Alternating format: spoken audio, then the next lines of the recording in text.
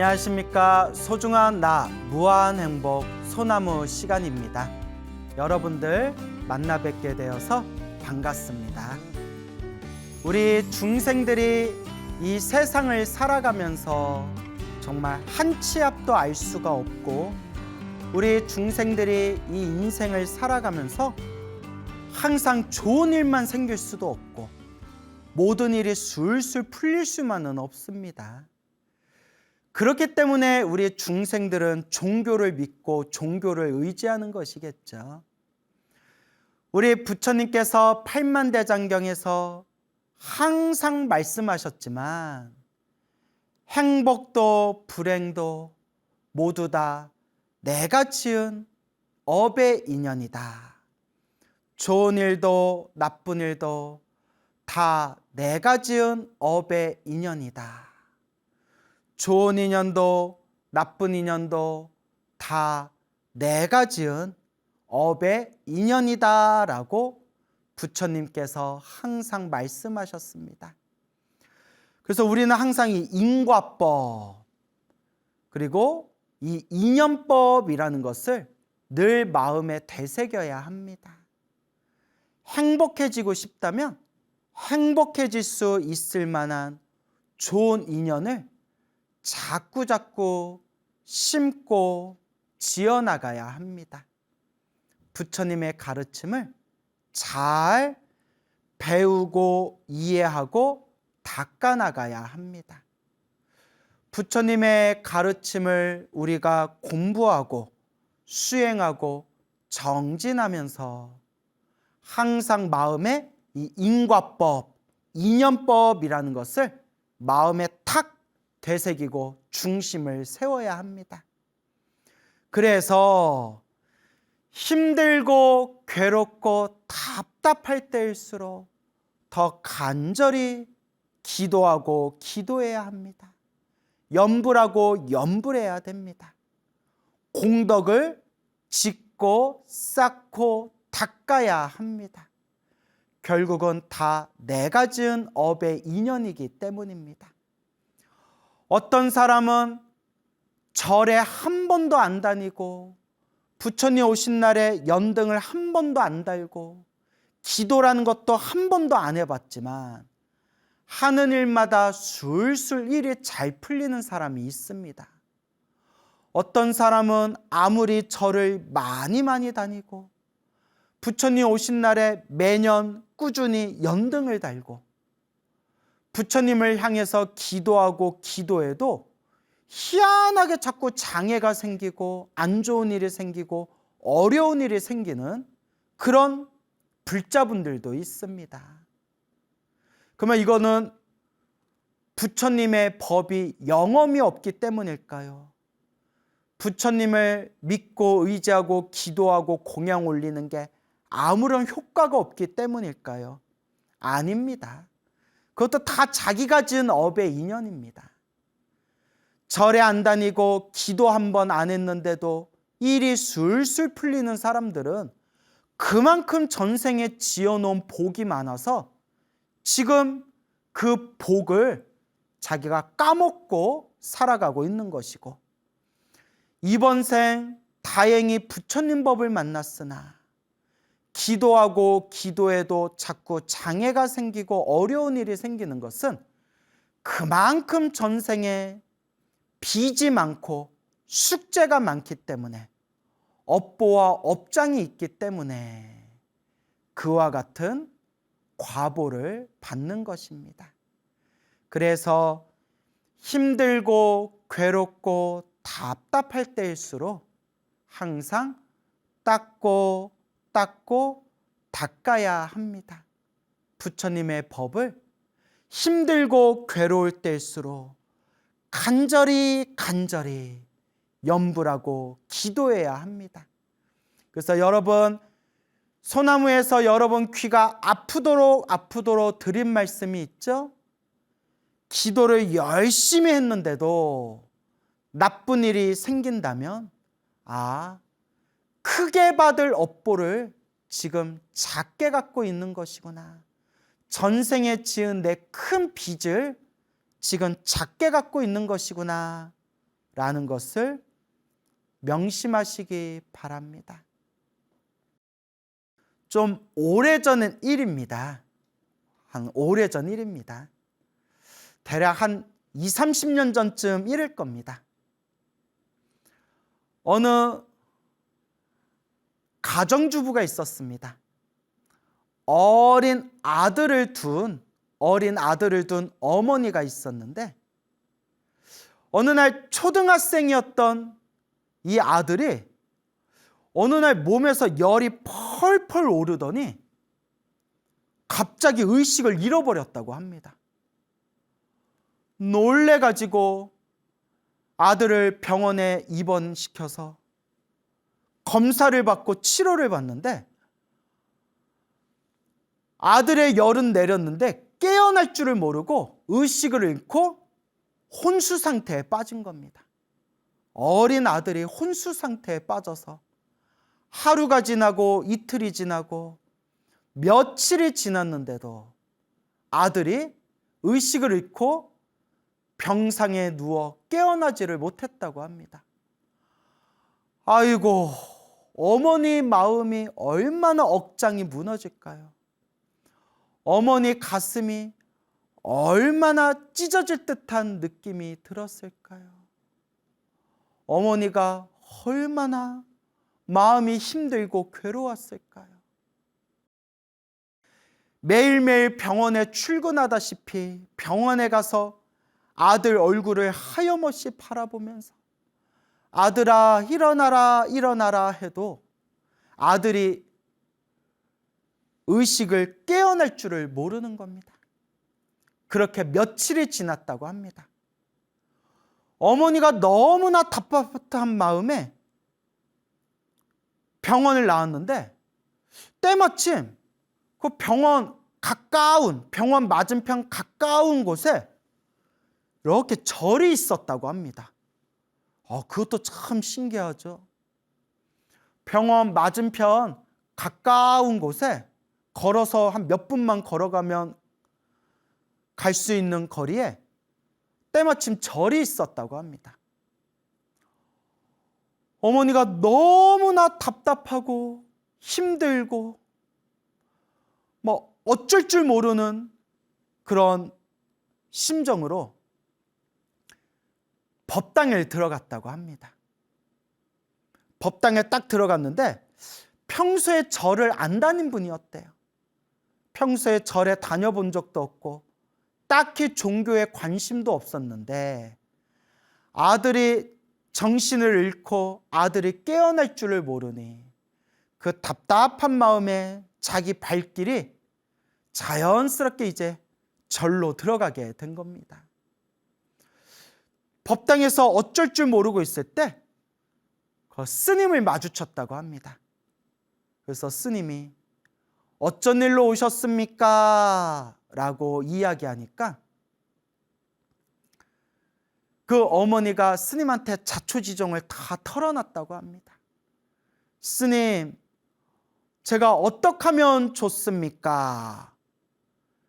그 이야기를 다 듣고 스님이 딱 이렇게 이야기하시더랍니다.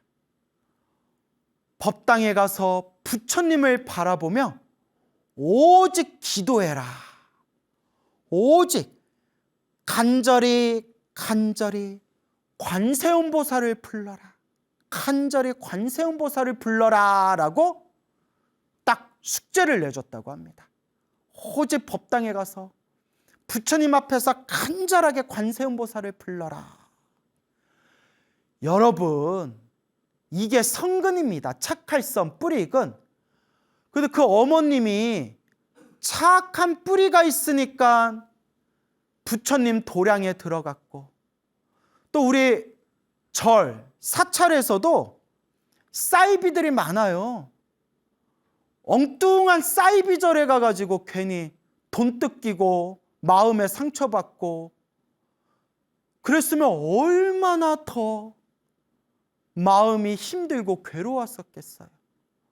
다행히 좋은 스님을 만나가지고 그 스님이 딱 가르쳐준 방법이 힘들고 괴로울 때 염불해라, 간절히 관세음보살을 불러라.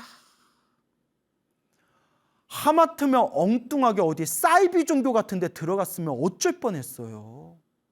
우리 막 이렇게 방송 프로 보면 막 사이비 종교에 대해서만 나오잖아요. 힘들고 괴로운 사람의 그 심리를 파고 들어가지고 재산도 다 거덜내고 몸도 마음도 다치게 하는 그런 못된 인간들, 못된 종교인들이 엄청 많잖아요.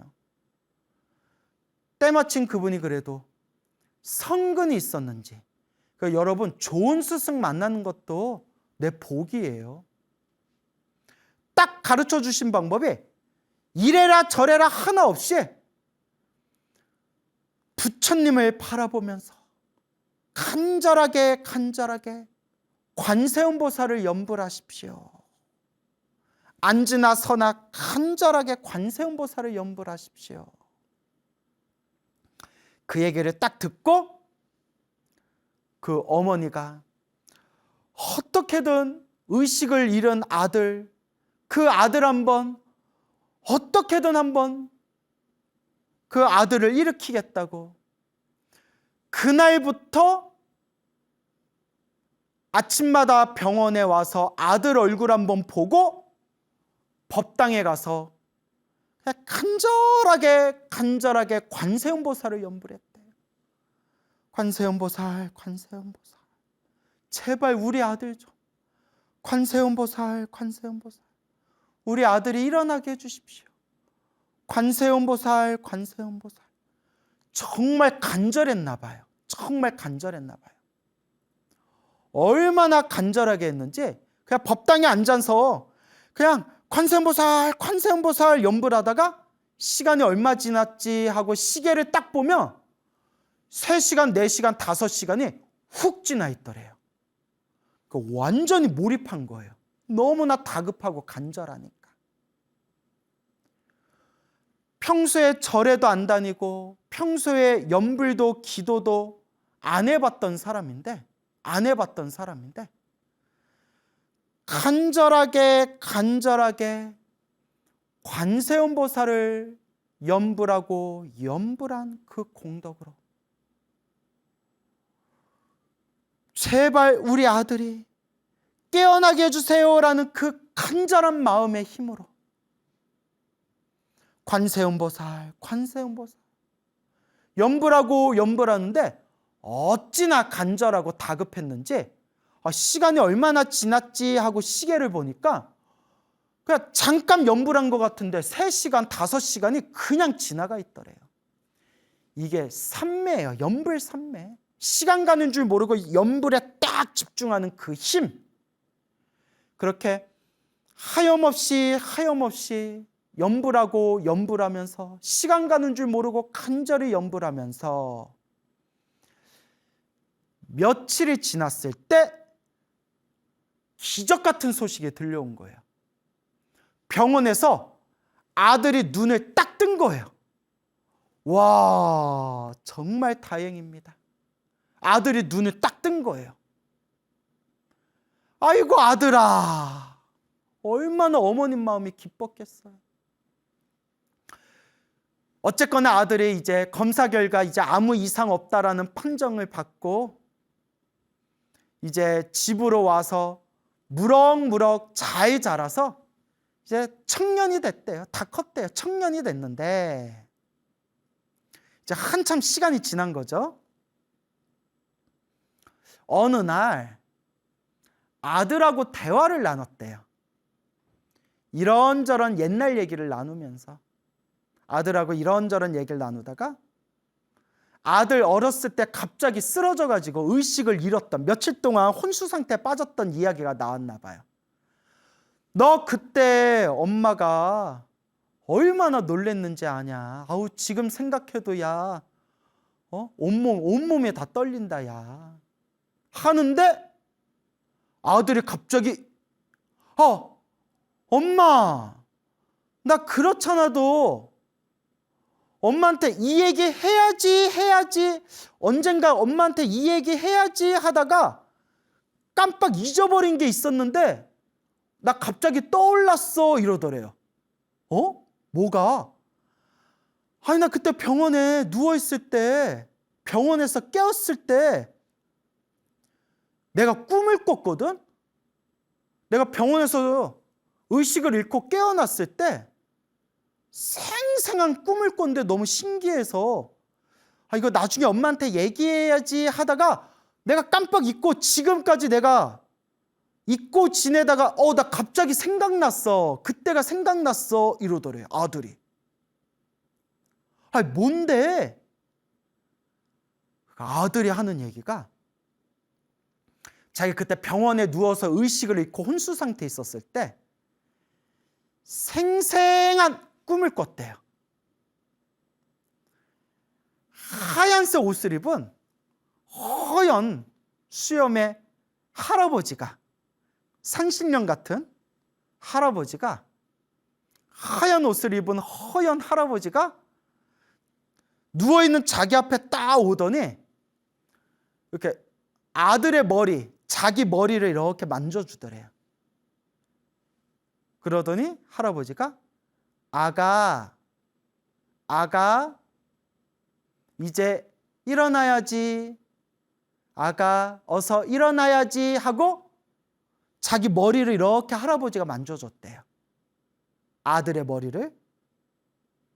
그러더니 할아버지가 품에서 이렇게 약을 하나 꺼냈대. 약을 꺼내더니 자기한테 약을 주면서 먹어라, 꿀꺽 삼켜라 하고 약을 주더래요.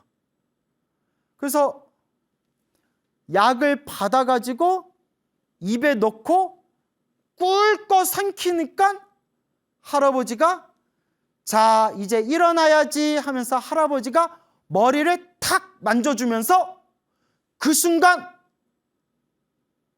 자기가 눈에 딱 떴더니 병원이었대요. 그 아들이 꾸었던 꿈이에요. 아들이 약 먹고 할아버지가 머리를 만져주는 순간 눈을 딱 떴더니 병원에 누워있고 며칠 동안 혼수 상태에서 딱 깨어나게 된 거예요. 이 얘기를 어머니한테 하면서 엄마, 내가 나중에 얘기해야지 하다가 그냥 지금까지 잊고 지냈어. 나 갑자기 생각났어. 라는 얘기를 듣고 있던 어머니도 너무 신기해서 왜 그런 꿈을 꿨을까 하는 순간 깜짝 놀라면서 맞다. 그때 내가 병원에 누워있는 아들 빨리 깨게 해주세요 하고 법당에서 매일매일 몇 시간 동안 관세음보살 연불 했는데 이게 바로 가피 아닌가? 라는 생각이 그때 딱 드셨다고 합니다. 이 이야기를 이제 저와 친분이 있는 선배 스님께서 그 어머니에게 직접 들으신 이야기를 저한테 우리 소나무 법문에서 불자님들에게 들려드려라 하면서 저에게 직접 선배 스님이 직접 들으신 이야기를 저에게 전해주신 그런 이야기가 되겠습니다. 와, 어쨌거나 너무 잘 됐습니다. 그리고 불보살의 가피는 이렇게 참으로 신묘합니다.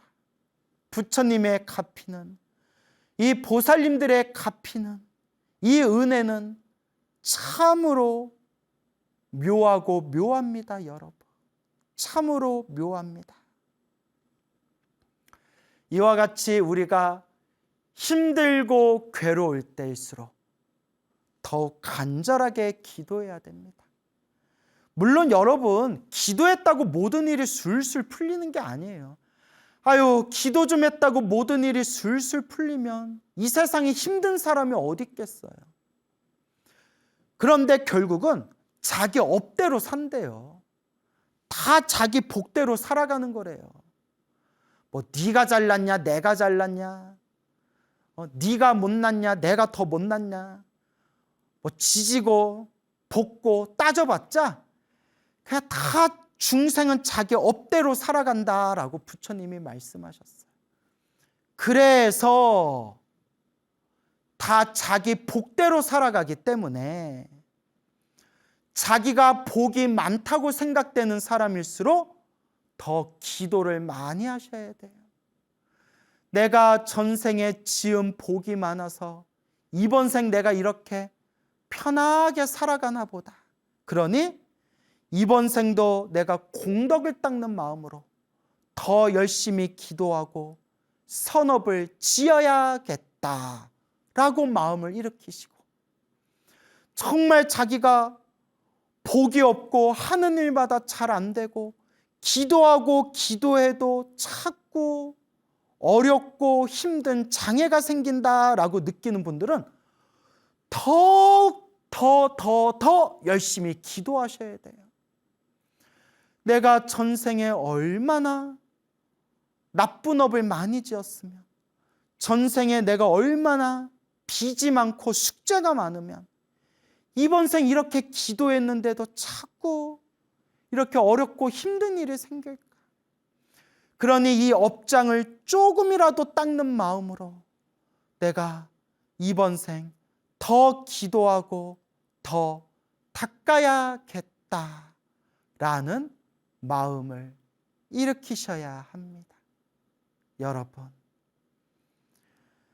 열심히 기도하고 열심히 닦았는데도 나쁜 일이 생기면 내가 크게 받을 업보를 작게 받고 있는, 빚을 갖고 있는 과정이라고 합니다. 그러니 여러분, 힘들고 괴로울 때일수록 더욱 간절하게 기도하고, 기도했는데 그래도 나쁜 일이 생길수록 내가 닦아야 할 숙제가 많고 내가 갚아야 할 빚이 많구나라는 마음으로 더 기도하고 업장 소멸하고 선업을 지어나가셔야 합니다. 결국 다 자기 업대로 살아가는 겁니다. 중생은 다 자기 업대로 살아가는데 업 중에 가장 좋은 업이 바로 부처님 법을 닦는 업이다. 이것을 수승한 업에서 수승업이라고 부릅니다. 업 중에 최고로 훌륭한 업이다. 수승업. 참으로 수승한 업이다. 수승업. 그래서 이번 생 부처님 법을 만난 것을 다행입니다. 소중합니다. 부처님 법 만나서 고맙습니다. 감사합니다. 라는 마음으로 여러분 흔들림 없이 닦으시기 바랍니다. 어느 여성 불자님이 계십니다. 지금 이제 연세가 60을 코앞에 바라보고 계시는 이제 여성 불자님, 보살님이 계시는데, 이 보살님이 원래 불교에 큰 관심이 없다가 자식 때문에, 아들 때문에 기도를 열심히 시작하게 되었다고 합니다. 아들 대학 입시 시험 때문에 안 하던 기도를 열심히 시작하셨다고 합니다. 우리 아들 좋은 대학 가게 해주세요. 우리 아들 잘 되게 해주세요. 기도를 열심히 하시기 시작했는데, 특히 매년마다 주기적으로 1년에 몇 번씩 주기적으로 봉정함을 올라가셨다고 합니다. 봉정함에. 그래서 지금까지 봉정함에 30번이 넘게 봉정함에 올라가셨다고 합니다. 30번이 훨씬 넘게. 거의 40번 가까이 봉정함을 올라가셨다고 합니다. 그러니까 1년에 3번을 올라가도 10년을 넘게 다니신 거예요. 1년에 3번을 올라가도 10년이 넘게 봉정함에 가서 항상 철야기도 하고 오시고, 그렇게 아들과 가족을 위해서 기도를 많이 하셨다고 합니다. 그런데 어느 날이었대요. 당신이 정말 부처님 감사합니다, 부처님 갚입니다 라고 생생하게 체험한 사건이 있었는데, 정말 이게 아주 무서운 사건이에요. 하마터면 아주 무서운 사건이에요. 보살님이 어느 날 이렇게 장거리 여행, 멀리 장거리 여행을 한 적이 있었대요. 장거리 여행을 하고 이제 집으로 돌아오는 길이었나 봐요. 평소에는 이 정도까지는 아니었는데 그날따라 막 졸음이 밀려오더래요. 졸음이. 그래서 여러분 당연히 다 아시는 얘기겠지만 좀이라도 좀 졸리다 싶으면 어디 갓길 같은 데 이제 세워가지고 휴게소 같은 데 세워서 안전한 곳에 차를 세우고 잠깐이라도 눈을 붙여야 된대요. 또 뭐 갓길 같은 데에도 함부로 또 차 오랫동안 세워두면 위험하다고 하죠. 그러니까 어디 휴게소나 안전한 곳에 차를 멈춰가지고 졸음이 올 때는 반드시 눈을 좀 쉬어줘야 된다라고 하지 않습니까? 그래서 제가 운전을 안 해요. 하도 잠이 많아가지고 전 잠이 너무 많아서 그래서 별명이 잠탱이에요. 잠탱이. 그래서 나같이 잠 많은 사람은 운전하면 큰일 나겠더라고요. 그래서 너무 졸음이 막 밀려오면서 막 이를 악물고 운전하다가 여러분 누가 좋아서 졸음 운전하겠어요? 아차 하는 순간 졸음에 빠지는 거지. 순간 자기가 완전 그 짧고 굵게 졸음에 딱 빠졌대요. 졸음에 딱 빠졌는데 운전하다가 졸음에 딱 빠지는 순간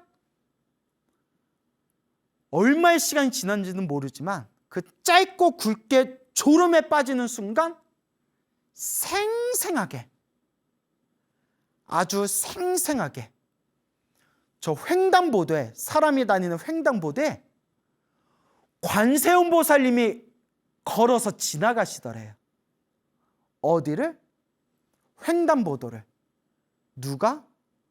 관세음 보살님이 이렇게 걸어서 지나가시더래요. 그렇게 관세음 보살님이 횡단보도를 건너는 그 생생한 모습을 비몽사몽에 딱 보는 순간 정신이 번쩍 들면서 이제 눈을 딱 떴는데 아이고 관세음 보살하고 눈을 떴는데 아이고 때마침 눈앞에 횡단보도가 있는데 파란불이라서 사람이 지나가고 있었대요. 여러 명의 사람들이 횡단보도를 지나가고 있는 그 순간에 딱 브레이크를 밟아가지고 아무 일도 없이 무사히 그때 차가 딱 멈춰섰대요. 온몸에 소름이 다다다다닥 돋으면서 정말 대형 사고 날 뻔한 거잖아요. 대형 사고. 그러니까 여러분 사고는 잠깐이에요. 사고는 잠깐이에요. 어떤 사람이 졸음운전하고 싶고 어떤 사람이 일부러 사고 내고 싶겠어요. 그냥 살마살마다 그 잠깐 사이에 하마터면 정말 큰 사고가 날 뻔했다. 그 순간에 비몽사몽의 횡단보도에 관세음 보살님이 싹 걸어가는 모습을 보면서 하고 눈이 번쩍 뜨였다는 거예요. 그리고 아무 사고 없이 무사히 횡단보도 앞에서 차를 딱 브레이크를 밟은 거예요. 아이고 다행입니다. 아이고 다행입니다. 정말 다행입니다. 우리 이 중생세계 모든 중생들이 아무런 사고 없이 모든 중생들이 편안했으면 하는 마음입니다. 나무 관세음 보살.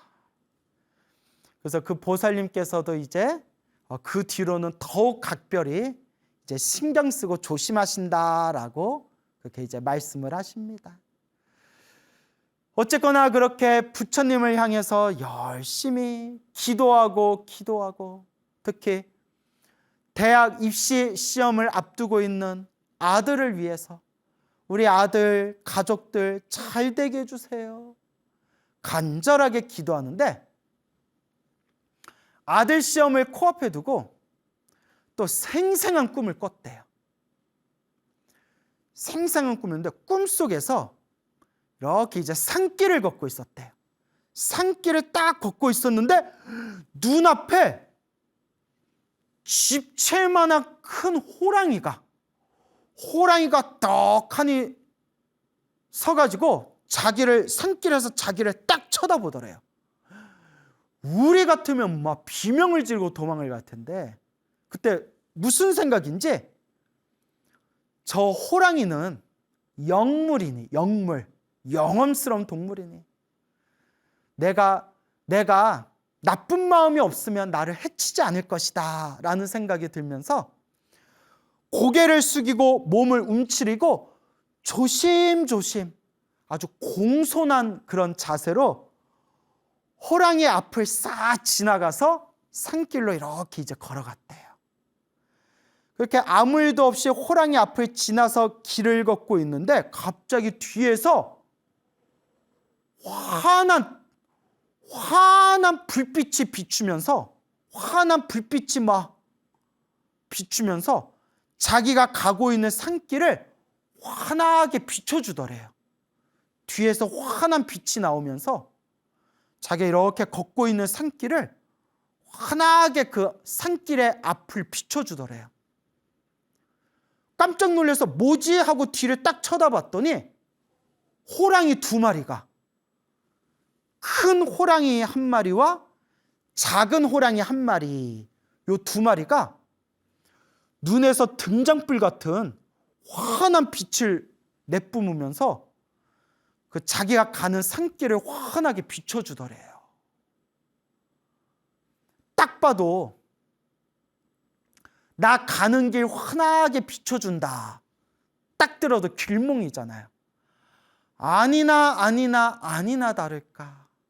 아들이 원하던 대학에 다 합격하고 결국은 이제 신중히 고민을 한 뒤에 이제 의대에 진학을 하게 되었고, 의대에 진학한 뒤에 중간에 좀 힘든 고비를 딱 만났을 때에도 이렇게 하는 일마다 선택한 일마다 희한하게 일이 술술 풀려가지고 너무나 하는 일마다 일이 술술 잘 풀려서 지금 아드님이 이제 의사로서 아주 활동을 잘하고 있다는 그런 이야기를 들었습니다. 그래서 이 보살님께서 너무나 부처님께 감사해서 지금도 사찰에서 기도하고 봉사활동하면서 그렇게 부처님 은혜 갚는 마음으로 신행생활을 열심히 하고 계시는 그런 어느 여성불자님, 보살님의 이야기가 되겠습니다. 여러분, 힘들고 괴로울 때 기도해야 됩니다.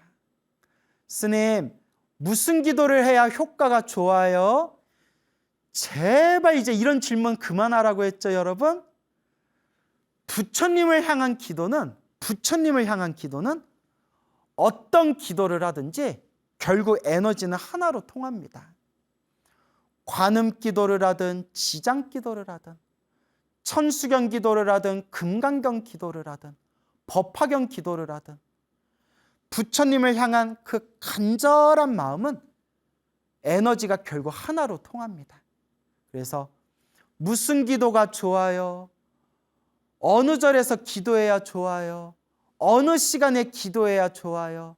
기도할 때 어떤 방법을 써야 기도 효과가 더 좋아요? 정말 간절하게 기도할 때는 그런 생각도 다 망상이에요. 그냥 오로지 간절하게 부처님을 믿고 의지하면서 닦아 나아갈 뿐이다 라는 걸 명심하시기 바랍니다. 그리고 꼭 제가 말씀드린 게 그냥 나 혼자 기도만 하는 거는 기도빨이 약해요. 저도 경험해보고 여러 스님들도 말씀하시는 거지만 기도하면서 자꾸 복을 짓는 연습을 해야 돼요. 이렇게 주변에 형편이 어려운 분들한테 보시를 하고 나눔을 한다거나 부처님을 향해서 공양을 올린다거나 자꾸 복을 짓는 연습을 해야 돼요. 기도만 하는 것은 기도빨이 좀 약하다. 기도하고 복 짓고 기도하고 복 지으면서 꾸준히 나아가는 것이다. 그렇게 닦다 보면 좋은 일도 생기고 또 기도를 열심히 해도 나쁜 일이 생길 때도 있을 것이다. 하지만 좋은 일이 생겨도 내가 지은 업의 인연이요, 나쁜 일이 생겨도 내가 지은 업의 인연이니 좋은 일도 나쁜 일도 걸림없이 구애받지 말고 그저 내 공덕을 닦는 마음으로 부처님을 믿고 꾸준히 염불하고 기도하고 닦아 나아가시기 바랍니다. 여러분 행복해지고 싶습니까? 행복한 삶을 창조하고 싶습니까? 복을 지으십시오. 선업을 지으십시오. 공덕을 쌓으십시오. 복과 선업과 공덕의 힘이 여러분들을 진정한 행복의 길로 이끌어 줄 것입니다. 여러분 성불하십시오.